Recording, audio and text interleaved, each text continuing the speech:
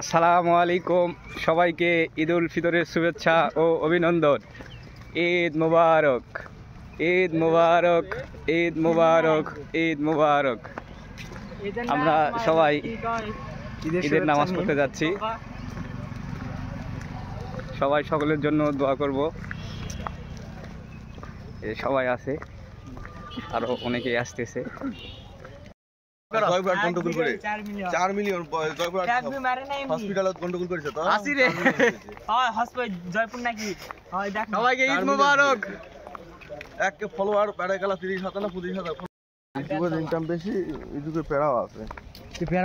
কিন্তু ওই ফেসবুকে ভালো ভালো ফলোয়ার টলার করে নিয়ে ওই ইউটিউব খুলে ওই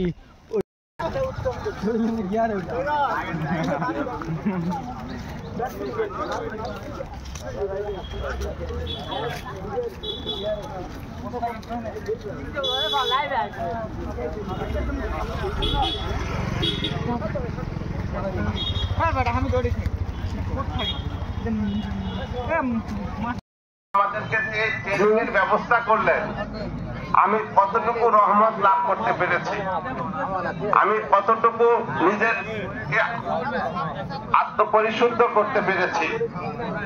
এবং আল্লাহ রাব্বুল আলামিন শেষের দশকে পবিত্র কোরআন নাযিল করেছেন হাদিয়া স্বরূপ, যে ট্রেনিং যা দিলাম পরবর্তীতে তোমাদের জীবন কিভাবে পরিচালিত হবে তার জন্য হাদিয়া স্বরূপ আমাদেরকে দান করেছেন পবিত্র কোরআনুল কারীম। আর এই কোরআনুল কারীমের জন্যই কিন্তু পবিত্র রমজান মাসের এত গুরুত্ব এবং তাৎপর্য। আর এই হাদিয়া, এই যে হাদিয়া দিলেন, ভিডিও করো, এই হাদিয়াটা কি আলমারিতে উঠায় রাখার জন্য?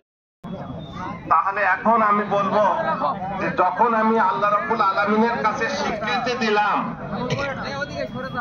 আসলামতু লিল্লাহি রাব্বিল আলামিন, যে আমি আমার জীবন মরণ সবকিছু তোমার উদ্দেশ্যে আমি কি করলাম, আত্মসমর্পণ করলাম। যখন আল্লাহর কাছে আপনি আত্মসমর্পণ করলেন, তাহলে আল্লাহ কি আমাদের চেয়ে কম বোঝেন না বেশি বোঝেন? যদি বেশি বুঝে থাকেন, এই আল্লাহ রাব্বুল আলামিন আমাদেরকে পরিশুদ্ধ করার জন্য ইহকালীন এবং পরকালীন উভয় জগতে যেন আমরা শান্তিতে থাকতে পারি, আমরা যেন সফলতা লাভ করতে পারি, সেই জন্য আল্লাহ রাব্বুল আলামিন আমাদের জন্য কিছু হাদিয়া তোহফা পাঠিয়েছেন। তার মধ্যে একটা হচ্ছে কি পবিত্র মাহে রমজান। এই পবিত্র মাহে রমজানে আল্লাহ